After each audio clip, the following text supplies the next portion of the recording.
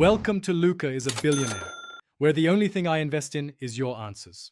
You begin by confirming Windows 11 is updated and you are signed in with an administrator account. This avoids permission blocks. Next, make sure internet access is available because Defender may need online files. Open Settings, then Privacy and Security, and launch Windows Security directly. If the page is unavailable, don't click randomly, note the error.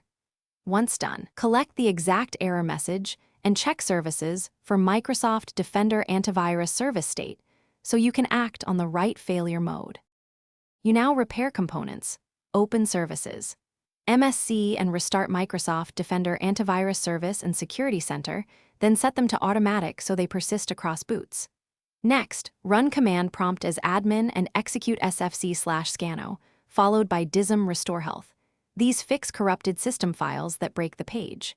If needed, reset the Windows Security app from settings or run PowerShell to re-register the app package. Doing this refreshes the UI links and often restores the page without reinstalling anything. Finish by installing the latest Microsoft Defender definitions and Windows updates, then reboot twice to let services settle.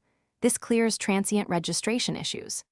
If the page remains unavailable, temporarily disable any third-party antivirus because those products can block Defender UI. Make sure to re-enable them later. If problems persist, create a fresh administrator user and sign in.